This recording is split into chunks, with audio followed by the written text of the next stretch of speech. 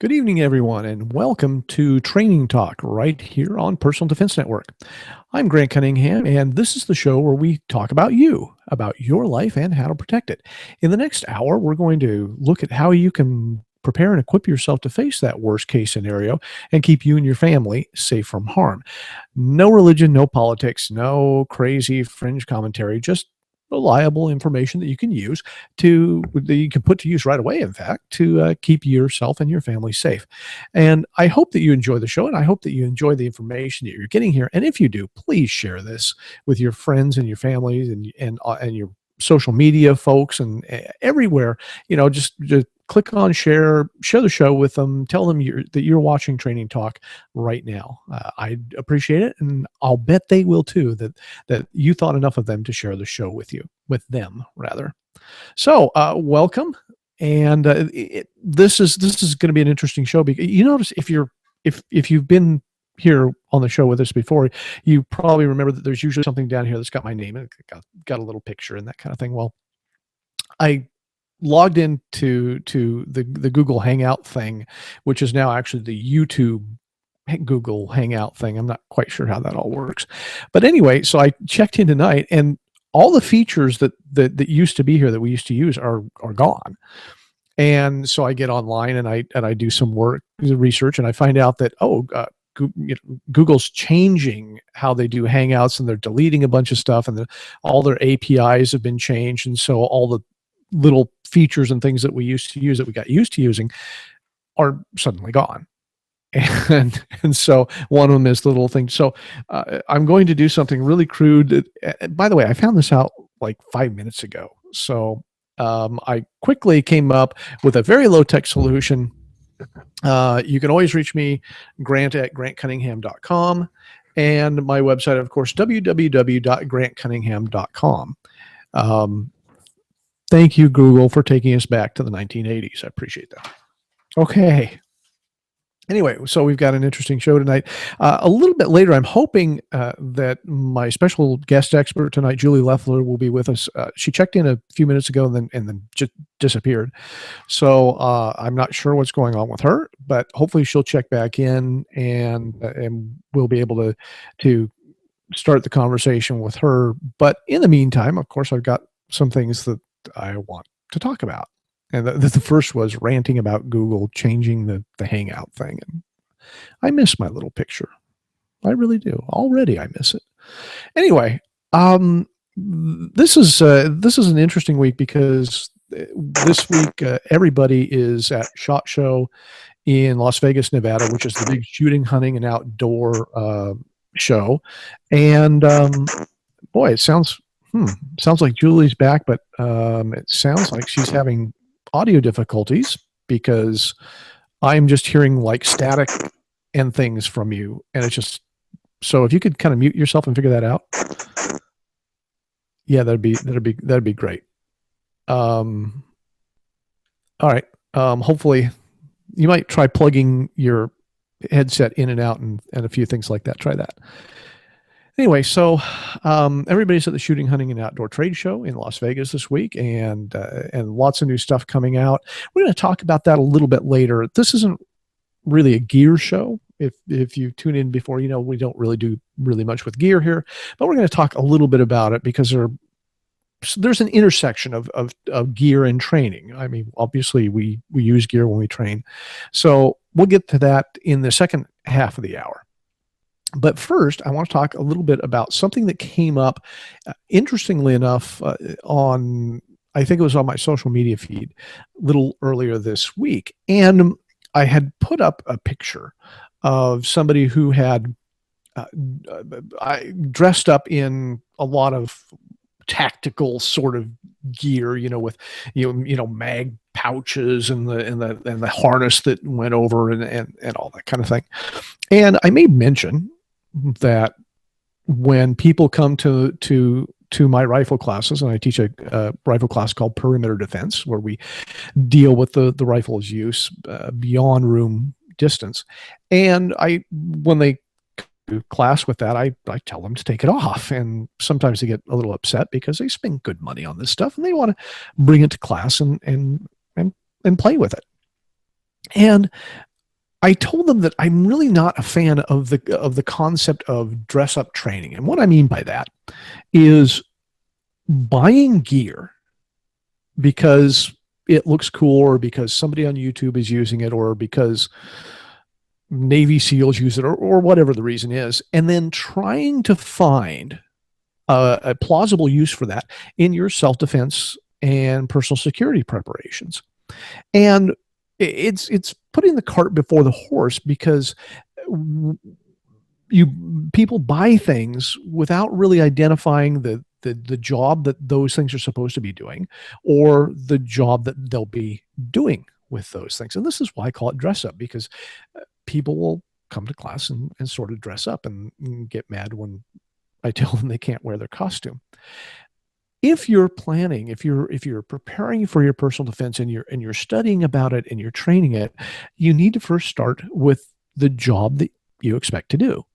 And in this particular case, I talked to people about the mag pouches and all this sort of thing, and what is their plausible use for their rifle as a defensive tool. And interestingly enough, the rifle is the defensive tool that we have to retrieve, as opposed to the handgun. If we're carrying a concealed handgun, it's on our person. All we have to do is draw it, and it's immediately ready for use. We don't have to go get it. In other words, it's with us wherever we are. The rifle is a different story. The rifle is something we have to go get. We have to retrieve. And because of that, for instance, we have to run to another room, or maybe run into the house, as the case may be, because it's stored someplace, it's staged someplace, and we have to get to it. The question is, by the time you get to it, and you're in a hurry, you're under a lot of duress, you need to get this thing because you need the power or the range or the precision that it offers you. How likely are you to take that extra 5 or 10 seconds to put on this plate carrier mag pouch thing? And I tell people it's very much like if you've ever had a fire where you needed to retrieve a fire extinguisher. And I've experienced this a couple of times. And you know that, gosh, there's this fire here, and you need a fire extinguisher, but there's this strong sort of compulsion that, no, I need to stay here and fight the fire, because if I leave to get the fire extinguisher, it's going to get worse. And there's this desire sort of to stay and fight, even though you know that the blanket or the coat or just stomping the ground, whatever you're doing to fight this fire, isn't going to work, and you actually need a fire extinguisher, or you need a hose, or whatever it is. I've been in that situation several times, and I know that feeling that, gosh, I don't feel like I've got time to go get the fire extinguisher, yet you do. I've had one experience where I had to retrieve a rifle to defend myself against another human being. And I remember the same sort of feeling that if I go get my rifle, I won't see what's going on. And when I come back, I'll have to figure it all out again. But I know I need to go get my rifle. In both of those cases, I was not going to take the extra time that it would have required to put on some sort of thing, a vest or put a magazine pouch on my belt or whatever. I needed to get the tool that I needed, get it right away, and put it into action. Understanding the conditions under which you're going to use the tool, or the conditions under which you're going to use your skills, sort of makes the rest of it easier. If you know that the rifle in this particular case is the tool you need to retrieve, if you know that you're probably not going to have the presence of mind or the time to put on any complicated sort of extra stuff, if you understand that means that you're going to solve the problem with whatever is on the gun when you retrieve it, all of a sudden, all that stuff that you would go out and buy because it looks cool and because it's tactical and the Navy SEALs use it and all this sort of thing, that just disappears. It becomes much easier. And by the way, it saves you money. So start with the job that you expect to do, the plausible job that you expect to do, and then go out and buy the gear that actually supports it. But think hard about it. Think about, where am I really going to use this? Does this really make any sense for the job that I need to do, for the intended use that I'm going to have for it? Don't buy stuff just because you can. Unless, of course, now if you're going out, if this is kind of a recreational thing for you and you like to go out and play dress up, hey, that's cool, that's great. But don't allow that to affect how you train. Don't take it to the training class where you're actually expecting to develop good self-defense or family defense skills. Because in the case of this chest magazine plate carrier thing, you're probably not actually going to end up using that. Okay, so that's my story and I'm sticking to it. So don't play dress up training. And if you do end up in one of my rifle classes and I ask you to take your magazine plate carrier armor thing off, don't say I didn't warn you. Okay. Before we get to Julie, I want to talk a little bit about the Personal Defense Network free weekly newsletter. And every week we have a Personal Defense Network newsletter that goes out to our hundreds of thousands of subscribers. I'm not kidding when I say hundreds of thousands. There are a lot of folks out there that have signed up to get this great information every week from Personal Defense Network. And it comes out and it tells you what new articles are out here on Personal Defense Network. It tells you what publicly the public free videos are out. It tells you when new videos are posted on the membership side, the premium side of Personal Defense Network. It tells you about the live events like this show. In fact, I use it as a reminder that I have to do a show that week. But it'll tell you when the live shows are coming up. It tells you when Rob Pincus's live shows are coming up. Everything. It's just a great way to keep track of what's going on at Personal Defense Network. And there's so much going on that, and I can't, and then people think I'm kidding. There's so much going on here. I actually do use the newsletter to keep me up to date what's going on here, because there's just that much great stuff happening all the time. How do you sign up for this wonderfulness? Well, there are several ways you can do it. If you're watching the show on the show page at Personal Defense Network, there's a link down below there where you can sign up for the free personal newsletter. Don't do it right now. Okay, wait until the end of the show because we've got some great stuff coming up. But there's a link down there. You can just click on that, put in your email address, your name, and you'll be signed up. And if you forget to do that, whenever you're on any page on Personal Defense Network, there's almost always a pop-up that comes up and asks you if you want to sign up, or there will be a little sign-up box down at the very bottom of the page if you scroll down there. So plenty of ways to sign up. Sign up for it. Easy to get on. It's easy to get off if you decide you don't want anymore. It's easy to get off, and not a problem. So sign up for the free Personal Defense Network newsletter. Keep track of what's going on here at Personal Defense Network. Get reminders of when your favorite show, Training Talk, is on, and of course all of the Rob Pincus live events and all the great videos and articles and all the other stuff. You'll like it. Trust me when I tell you that with hundreds of thousands of other people love it too. So sign up. All right. So tonight, and hopefully, Julie's going to unmute herself. I'm going to see if her audio problems are fixed. Julie Leffler, let's try this out.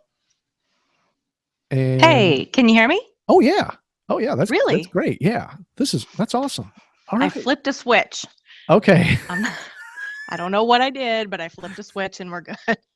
Okay. So when before the show started, she checked in and we're kind of getting things going. And she says, well, you're this little circle up in the corner of my screen. I'm going, what?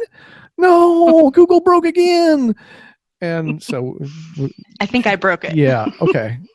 So Julie Leffler, for those of you who are new to the show, have not been here when Julie's been here. Julie Leffler is the principal at Mid-Ohio IMB. Body, Blade, and Bullet, I think, is the tagline. Mm-hmm. And she's our guest expert tonight. And we're going to talk a little bit about, we're going to talk about fear, I guess. That's kind of what we're talking about, right? Yeah, I think so. Okay, cool. So the question, one of the things that happens quite a bit, I think, in personal defense, and I see this certainly on the firearms side, is that people are kind of apprehensive about getting into the whole world of personal defense because it brings up a lot of stuff, a lot of issues. And I know, Sure. Julie, that you get involved with a lot of people at the beginning of their journey, because you have a broad range of stuff that you teach. You tend to get in, people come to you sort of first as an entree into the world. You're a lot of times the first person they talk to. So is it fair to say that you see a lot of maybe trepidation, maybe a little fear? A lot, even before they commit to coming to a class.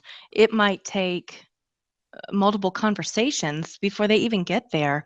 I think it always surprises me, and then I'm not surprised after I think about it. But it always surprises me at first how fearful people are of trying something they've never tried before. Whether it's personal defense with just your own body, or a weapon of opportunity, or a gun. It doesn't really matter. The fear is there, and that fear could be because of an incident that happened to them. It could be an incident that happened to a friend or a family member. Could be because of what they hear in the media. And so we don't really know where that's coming from until we actually sit down and talk to them and listen to what they have to say. Interesting. So do you find that the stuff that's coming out in the media makes people fearful? Yeah, it depends. I mean, it depends on the person, and of course, it depends on the media outlet and what you're talking about. I think sometimes you and I both can, well, or anybody listening can pull up a couple of recent news experiences where you've called BS on what they're saying, and then you've had some that have been pretty fair and even-handed, and so it just kind of depends. And if somebody is already fearful and then they hear about this, or somebody shares something on Facebook or on social media that just plays into that fear, then yeah, it's gonna compound. Okay. So I guess the question is, it sounds like there, not only is there a number of different sources for the fear, but it sounds like there's kind of some different fears as well. Sure. So let's talk about that very quickly. What kind of fears do you see? Well, whether it's male or female, age has no bearing either. A lot of times I see fear of being labeled a bully, or being labeled a mean person, because they want to defend themselves. Think about that for a minute. Because they want to learn, or they're curious about defending themselves, they're afraid of what other people are going to think of them. Really? No joke. No joke. Especially people who may not fall into the category. There's a stigma, and I guess I'll just say it. Everybody thinks that conservatives own personal defense, right? Right. Guns and all that. So not true. We both know that. But if you have, friends of both conservative, liberal leanings, there are people who've actually said to me, "Hey, I can't share your stuff. I really agree with what you do, or I really like our talk, but I can't share it because I'm going to get chastised for it." Wow. Yep. That's pretty Okay. sad. That's pretty sad. Then we also have the fear, like we said, of somebody who has been through an experience, maybe traumatic to them, or someone has relayed that to them, where they've actually had a family member or a friend, somebody close to them, that's happened to. And that can do one of two things. That can get them into the class and say, "Hey, there's been an experience. I don't want this to happen again. I want to learn how to defend myself." But it could also have the reverse effect and make them fearful of taking that next step. And then if they do decide to take that next step, there might be emotions that come out because of that. And if they work through it, and if they have, a good instructor, good teacher, good friends, good support group, it will come out positive. Okay. So let's take these kind of sort of one at a time then. Let's talk about this I put it down as fear of judgment, right? Mm-hmm. Oh yeah. Let's talk about this idea of fear of judgment. How can people get past that fear of ostracization, I guess, of being ostracized by others because they've taken responsibility for their own safety. Well, as much as we want to say, well, that's ridiculous and you shouldn't feel that way. That's the best way to turn somebody off. Just tell them that they shouldn't feel that way, right? Right. You have to empathize with them, but then you have to also explain, you know what, you're doing this for yourself. You're not doing this for anybody else. You're doing this for your own safety. And safety doesn't have a political party. That's one of the things I say over and over and over again. Safety does not have a political party. And, you have to get them to understand that.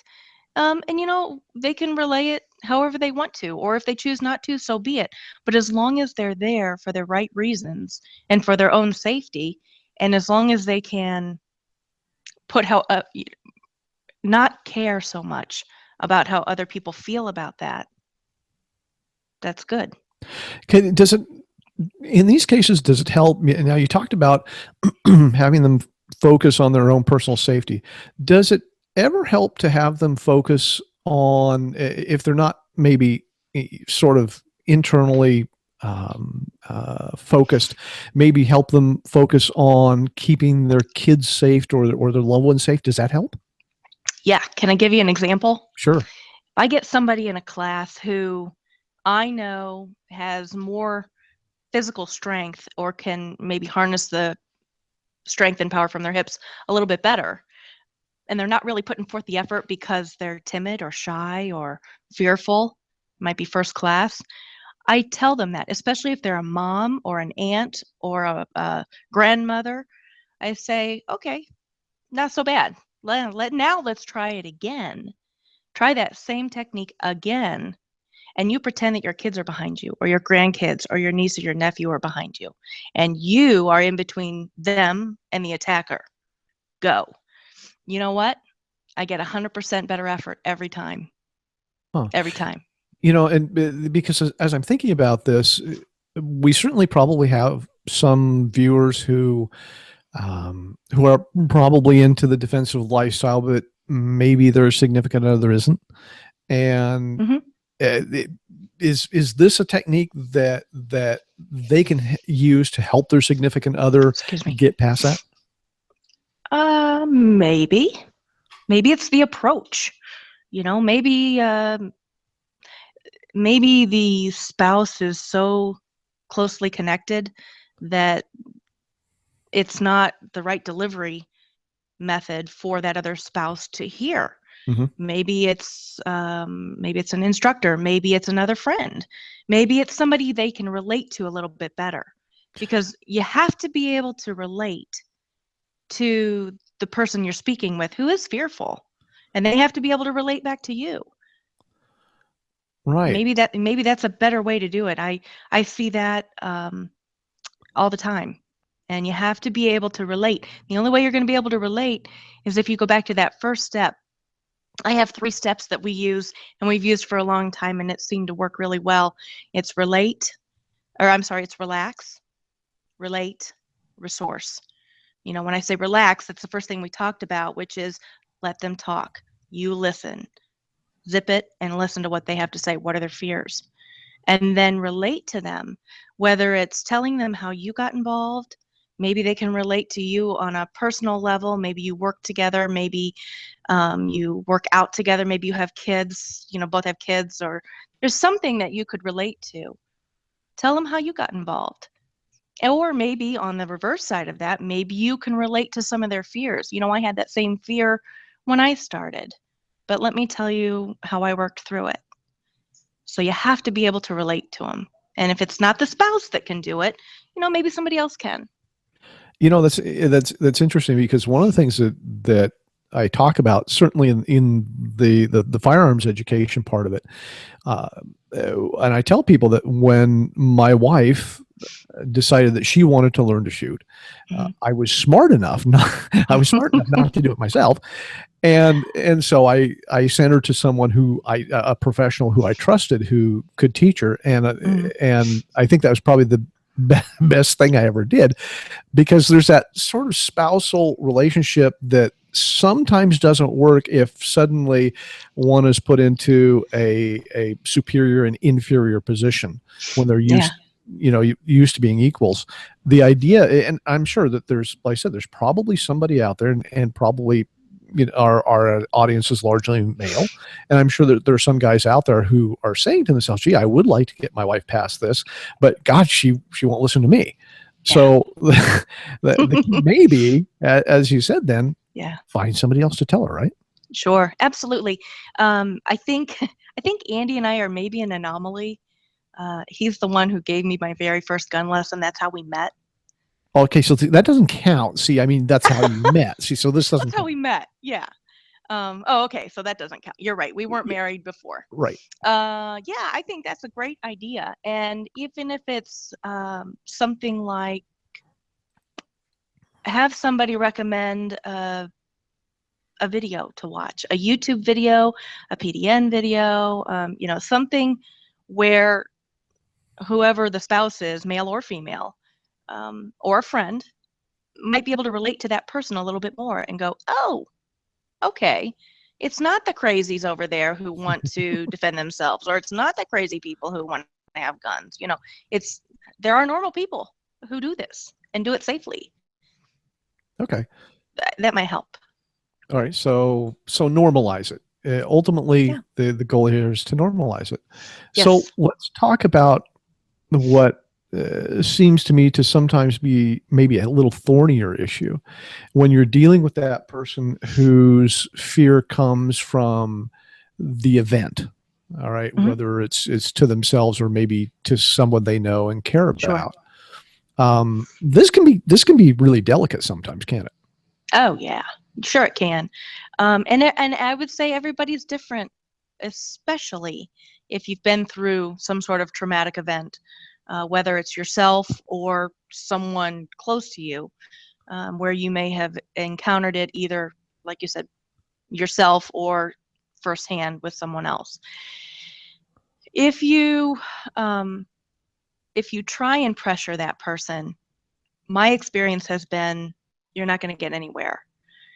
It's the relatability, it's the normalizing, it's the understanding that it's an empowering event that they're doing for themselves and giving them self-confidence, showing them that they don't have to live in fear for the rest of their lives just because of an episode or an event that happened to them. And I think it's all in the approach, because it can be done. It has been done. And another experience I've had with people who have come into my classes, who've had traumatic experiences themselves, they typically, when they feel comfortable, they will um, maybe have a breakdown, maybe start to cry, maybe go off onto a corner and just kind of be alone for a little bit. Sometimes they'll share what's going on. It just depends. But you have to kind of respect that, let them work through it, ask if they're okay, but you let them work through it, and then that's how they grow. That's how they become more confident. That's how they become more empowered, because they see that they can do these things. Does it help and again, I'll go back to this example of the husband who wants his wife to adopt a safer lifestyle. Sure. Does it help to find? I don't know if this is. I don't know if this is a good. Gosh, I don't know if this is a good word for it or not. But to find sort of a hero or an idol, somebody that they can look up to, Like who's a mentor? yeah, like a mentor, something like that they can look up to, maybe. I think probably for the majority of people, yes. Yes. I mean, there are certainly people out there who are going to do it on their own. And of course, that just depends on the person. But if you have somebody who can be an example of success and rising above whatever happened to them and adapting and adopting that safe lifestyle and learning how to defend themselves, well, then they in turn can be an example for somebody else. Right. And that's all anybody ever really wants. I mean, if you really want to, get right down to it, this is all about helping everybody learn how to be safe. The word you used, example, was the word I was kind of sort of floundering around trying to come up with. Yeah. And I think that's a great word. Does now, because you teach martial arts as well as firearms training, Mhm. does the gun bring a different dynamic to this whole idea of fear in training? Sometimes it does. I mean, sometimes it attracts a whole different group of people. There are people out there who just want to learn guns and only guns, even Right. though I look at it as a holistic approach. Um, it doesn't mean that everybody is going to see things my way, and that's okay. They need to explore and find out what they want. And being in a place or being in a position to offer multiple things, you see different people gravitating towards different things. Oftentimes, I get a lot of questions from people who have never thought about doing hands-on personal defense stuff, but they zero in on the fact that I do gun stuff and say, I want to do that. Or, hey, I have questions about that. Rarely do I have people who are gun people going, I want to do that. I'd like to see more of that, really. And I think it's changing a little bit. But I think that the practical application of both, not just wearing the puffy pants and the belt and so forth, that's not what we do. But the practical application of both is important. Do you see any, especially, and I'm talking again, newcomers? Yeah. Do you see and particularly in terms of martial arts, do you see a reluctance to hit other people? Is there a fear of doing that? No, not in my. Can I just explain real quick? Sure. I have a Monday night class that's traditional martial art, and then I have other classes that are more safety and personal defense applied related. Okay. And so in the Monday night classes, we hit hard and we hit a lot, and they have no problem with that.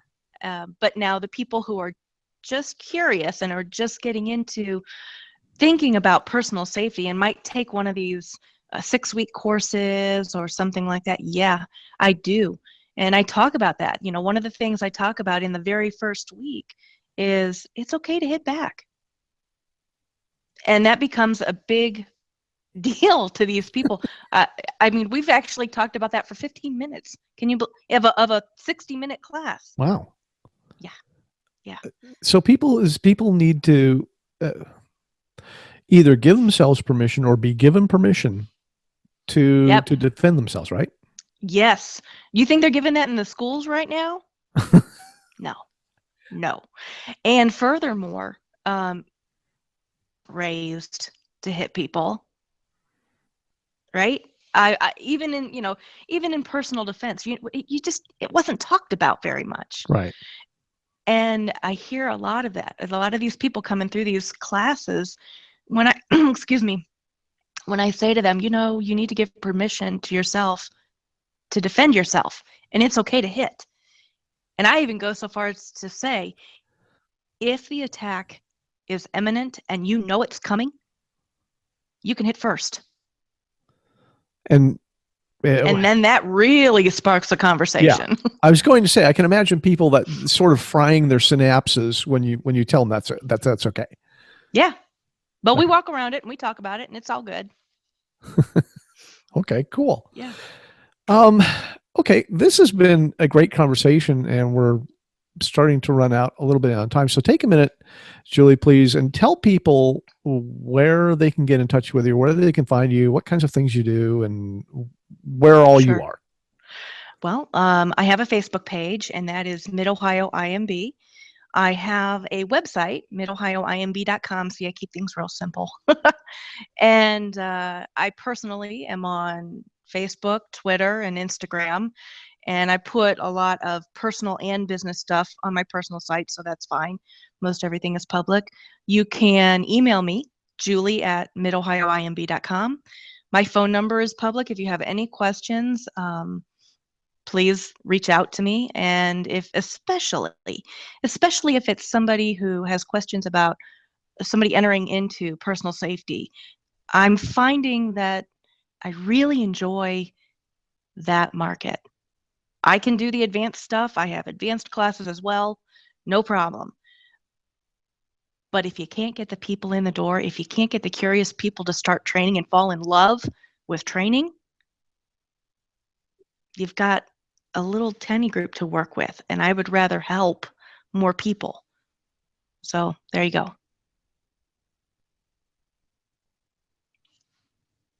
I can't hear you. Is that better? Oh, huh? I muted myself. I'm just going to give up tonight. I'm just going to give up tonight. Okay. I don't know. I don't even know how I did it, but I looked at the thing. Oh, I'm muted. Jeez. Okay. Good one. I don't even know what I was going to say now. But you're a contributor here at Personal Defense Network. That's what I was going to say. Yeah. Oh, yeah. Yes. Okay. I'm sorry about that. I do have a few articles on the Personal Defense Network, and honestly, that's where I send a lot of the people who are curious, just because of the videos and the articles that you have up there. Cool. All right. Well, thanks for coming on. In fact, I'm going to do something now that that you don't know that I'm going to do, but you know about this. So I'm going to take a few minutes out because it's not very often that I plug myself here on the show, right? Yeah, I do a lot of stuff and I'm, out there, but I don't do a lot of self-promotion, but I'm going to take this opportunity here to do just a little bit of self-promotion because on Tuesday, the 24th of this month, which is next Tuesday, it's just a few days from now, I'm releasing my 7th book. And this one, I think is probably going to excite a bunch of people. My new book is called Protect Yourself with Your Snub-Nosed Revolver. And this is a book that I wrote to give those people who have a snub-nosed revolver, maybe that they carry or that they use for home defense, and give them a sort of one-stop shopping where you can learn anything that you need to know about the defensive use of the snub-nosed revolver, from what kind of ammunition to put in it, to how to grasp it properly, to how to reload it. I've even got a whole sections of drills and exercises in this book that you can use to start to develop your defensive shooting skills with your snub-nosed revolver. Now, I know a lot of people, maybe your spouse has a snub-nosed revolver. This is the book they need to learn how to use it properly. Now, this book, the official release date is next Tuesday. And if you go to my website, www.grantcunningham.com, and remember that because Google got rid of my nice little thing, I have to do this. Brilliant. Yes, it's the 1980s all over again, www.grantcunningham.com. And of course, my email address, grant@grantcunningham.com. Don't forget that. Thank you, Google. But go to my site next Tuesday and you can order the book. Now I have paperback version if you like, real look at, and this is not, right? This is, it's beautiful. So real paperback version for those people who like dead trees. And if you're an electronic reader, you can get it in Kindle format, and you can get both the Kindle format and the paperback from Amazon. And the iBooks version, the iPad, iPhone, Mac computer version, will be available on the iBooks bookstore. And this, again, starts next Tuesday. And you know a little bit about this book, don't you, Julie? I do. And I will start off by saying this is just in time for Valentine's Day. Yeah. Ooh, I didn't even think about that. Well, oh, that's a good tie-in. Valentine's Day gift. See, protect the ones you love. Buy the book. Exactly. See, just buy the book. Buy the book. Buy the book. Buy the book. Buy the book. Buy the book. All right. Listen, I did have a little sneak peek at it. I got to tell you, I learned a lot about that snub-nosed revolver. I like the snub-nosed revolver myself as a personal defense firearm. And I love the way you laid out the book. You don't have to be a firearms expert to read this book. You have made it so that anyone at any level can enjoy this book, learn from it, and like you said, drills in the end. So you can use this over and over and over again. It's not a one-time read. As a matter of fact, it's more of a study manual than anything else. Well, thank you. Like I said, we did not talk about this. We did not talk about this beforehand, Nope. did we? Nope. Nope. You didn't know I was going to do this. So Nope. Thank you for that ringing endorsement. I appreciate it. You're welcome. So next Tuesday, folks, at grantcunningham.com, you can order my new book, Protect Yourself with Your Snub Nose Revolver. So check that out. Thank you, Julie. Thanks, Grant. I appreciate it. You bet. We'll have you on again soon. Okay. Take care. Bye-bye. Bye. Okay. So as I mentioned earlier, this is SHOT Show week. This is the Shooting, Hunting, and Outdoor Trade Show. And actually, before I do that, I want to tell you before I get into the SHOT Show, I want to talk to you just a minute about because I mentioned it earlier about the premium membership here at Personal Defense Network. Now, you probably already know about all the free videos and articles that we have on the public side of Personal Defense Network, but you're probably not familiar with the stuff that you can't see, which is on the premium side, the membership side of Personal Defense Network. We have more videos, DVD length videos, entire video courses that are available to members of Personal Defense Network, and video collections. If you want to know something, for instance, about appendix carry, there are video collections for that. You can just click on the video collection, and I'll show you all the premium videos we've got that deal with that. So, great way to learn, great way to get information, very efficient way to learn, and that's all available on the premium side of Personal Defense Network. Now, how do you get access to that, you may ask? Well, there are any place on Personal Defense Network, you will find links to sign up for premium membership. And in fact, again, on the show page here, there's a link down below for you to sign up for premium membership. Now, premium membership is usually $34.95 a year at Personal Defense Network, but I got a deal for you. And if you sign up for premium membership, you get to the checkout process, and there's a little coupon code box there, and you can enter the code GRANT10, G-R-A-N-T, the number 1, the number 0, all one word. And let's go back to 1980s here. GRANT10, G-R-A-N-T, the number 1, the number 0, all one word. Put that in to the discount box, and you'll get your first year of premium membership for only $10. That's right, only $10 for your first year. That's not $10 a month. It's not $10 a week. It's $10 for your entire first year of membership here at Personal Defense Network. And I think you're going to find that is just a screaming bargain. So sign up for premium membership. Take advantage of all those DVD length videos, those video collections we've got, all the phenomenal information that we have available to premium members here at Personal Defense Network. So take advantage of that. GRANT10, G-R-A-N-T, the number 1, the number 0, all one word. Put that in at checkout, and you'll get your first year for $10. So back to talking about SHOT Show for a minute here. And as I mentioned, SHOT Show is the Shooting, Hunting, and Outdoor Trade Show.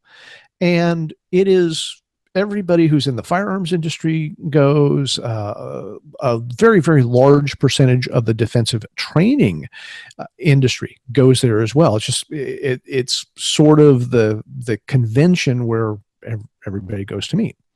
And this, we're talking 65 or 70,000 people descend on Las Vegas for 5 days every January for the SHOT Show. And this is where most of the manufacturers show off their new products.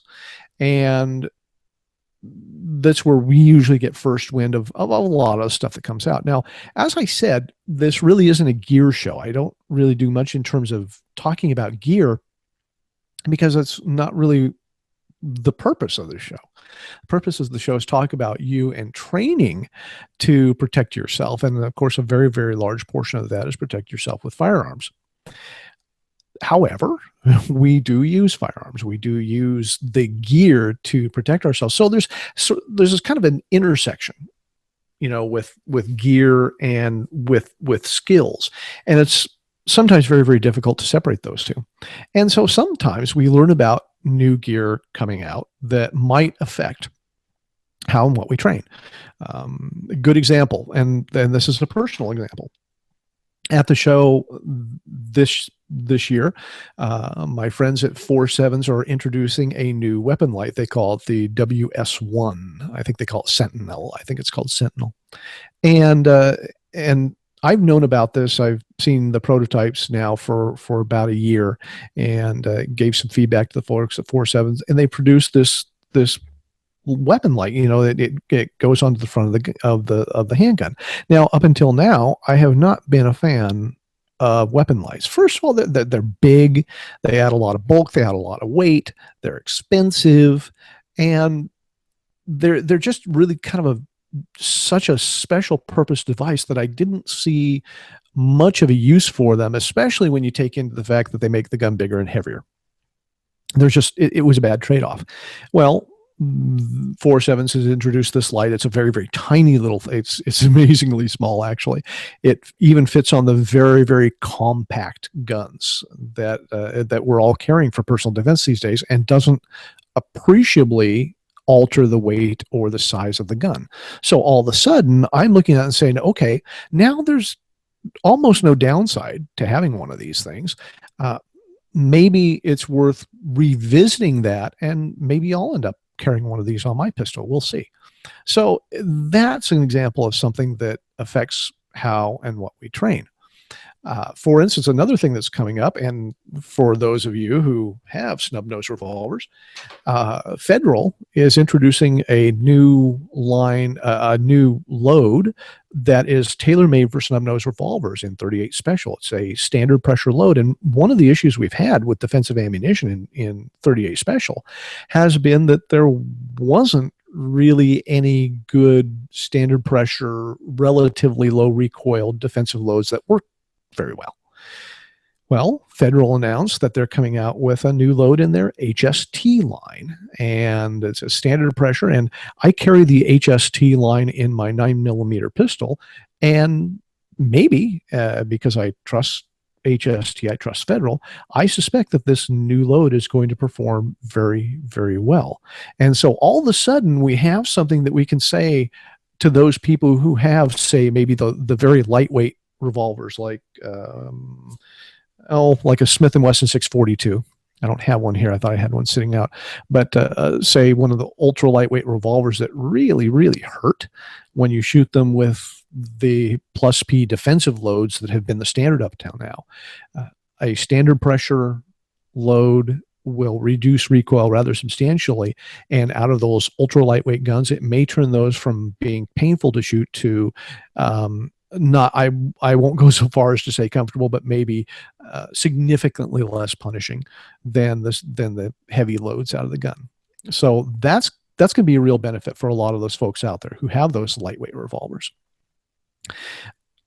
One of the things that was introduced at this show is a new defensive pistol from Avidity Arms, and it's called the Avidity Arms PD10. Our executive director here at Personal Defense Network, Rob Pink, has designed this gun to be a very purposeful self-defense gun. It's a single stack 9mm full size.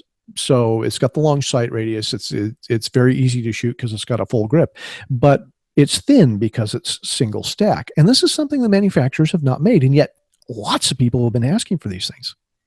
And this brings up an interesting point. And the reason that I told you all this is because it may not be obvious to you, but manufacturers very rarely get authoritative input for the self-defense guns they make. And you'd be surprised that it really doesn't happen very much. Somebody will take an existing design and call up some well-known trainer and say, hey, would you do a special edition? And they'll say, well, yeah, I like these grips and I like these sights and I like this finish. Okay. And then they'll put out a special edition. Well, it's kind of like somebody making this really, really delicious salad with all these great ingredients in it, and it's really great. And then they call in somebody to pick the dressing. It's kind of the same idea, right? I mean, they didn't start and say, I want this and I want that and I want it layered this way. And they don't do that. They build the salad and somebody picks a salad dressing. A lot of this is because, well, new gun designs really don't come out that often. Most of the gun designs that we have are many years old now, actually, some of them over 100 years old. And so it's very rarely that you get to see a brand new design. Now, I have some experience with this because the Kimber K6 snub nose revolver that was introduced last year at SHOT Show, I had some input in from the very beginning of the design stages. They called me in and said, what if we were going to build a defensive revolver, what kind of features do we need? How do we build it? This sort of thing. And so I got the opportunity to have input to that and saw it through to introduction last year. And I'm very happy with the way it turned out because it incorporated all the stuff that we would have liked to have seen in a defensive revolver all these years, but didn't exist. Well, now Rob Pincus is doing the same thing on the autoloader side and bringing out a gun that is purpose built for self-defense. That's what it's designed to do. And this is a big deal. Like I said, I don't think most people understand how much of a deal this is because, as I said, manufacturers just don't take this input. It's they sort of put this stuff out. And in some cases, the dealers and distributors have more input into the design of new guns than anybody. And believe it or not, a lot of times they'll query their dealers and their distributors, what features are selling well? Well, let's put all these features into this gun, whether they make any sense or not, whether the product ends up being a good defensive tool or not. Well, people are asking for this, so let's sort of cram all this stuff in there. So we're seeing kind of a new way of approaching gun design, at least, well, with two guns now. I don't know if this is going to be a big trend or not, but we hope so. And getting guns that come out of the factory that are ideally made for self-defense that you don't have to do anything to. And that's the key. These are going to be guns that the new PD10, you shouldn't have to do anything to it when it comes out. It's going to be ideally suited for the job of self-defense, and more importantly, training in that self-defense as well. I'm happy to have had maybe a little of input into that Sentinel weapon light, as I've seen prototypes. And I know Rob Pincus has had input into some defensive rifles that are out there. But now this is the first time where, to the best of my knowledge, an autoloading pistol is built from the ground up for the purpose of self-defense, and having the input of an expert in the world of self-defense. So the Avidity Arms PD10, it's a big deal. If you want to learn about it, there's a video here at Personal Defense Network that Rob did. You can check it out, see all the cool stuff about the Avidity PD10.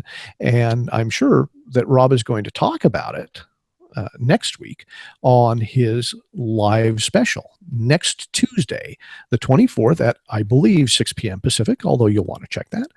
Rob is going to be doing a SHOT Show recap, and I'm sure he's going to be talking about the PD10 and the reception that it has got. And I'm glad to say that it is getting a lot of great attention. People are seeing the need for purpose-built self-defense tools and looking at that and saying, you know, this is something I think I need because this is exactly what I need it to do.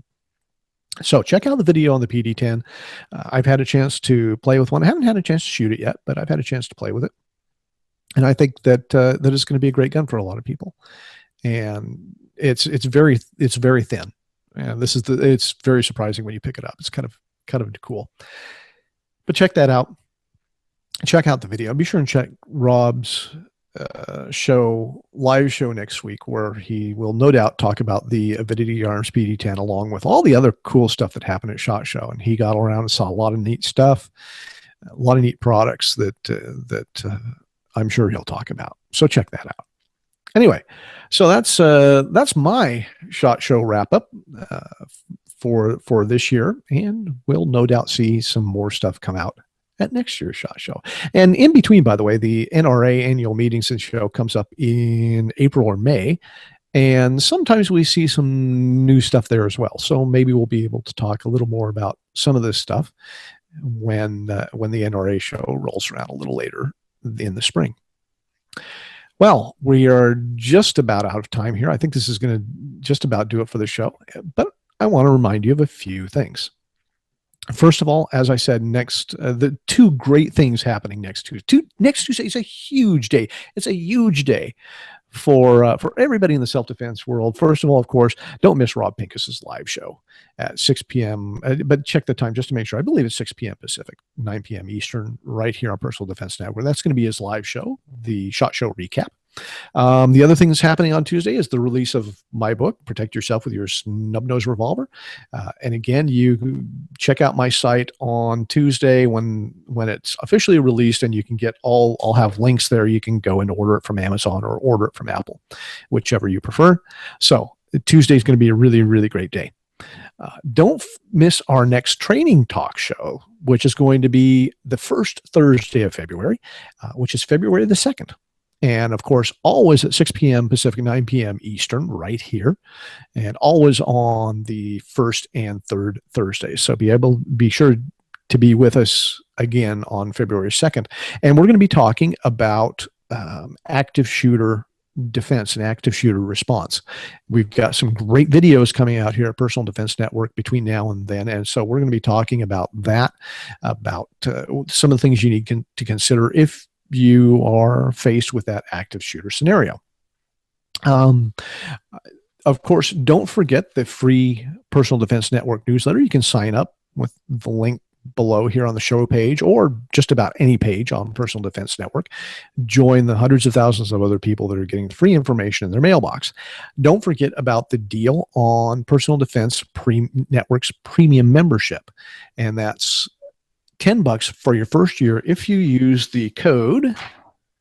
Gosh, I can hardly wait till they get back into the 21st century. Grant10, G-R-A-N-T, the number 1, the number 0, all one word. Put that into the discount box when you check out, and you'll get your first year for $10. So much for that. And of course, you can always reach me. Send me an email. I enjoy getting your emails, by the way. So grant@grantcunningham.com. Just send me an email. You ask me questions, whatever you want to do. Visit my site, www.grantcunningham.com, and happy to answer those emails. And who knows, maybe I'll use your answer on the show. So much for that. All right. Don't miss our next show again, the first Thursday in February, which is February. What is going on here? You are my hero. Thank you, Julie. I appreciate that. I'm glad I'm somebody's hero. So be sure and join us for another action-filled episode of Training Talk, the 2nd of February, first Thursday of next month, 6 p.m. Pacific, 9 p.m. Eastern, right here on Personal Defense Network. Thank you for tuning in. I very much appreciate it. I hope that you will share this with your friends and tell them about all the other great information here. And we'll see you again on the first Thursday of next month, February 2nd, for the next episode of Training Talk. Good night, everybody.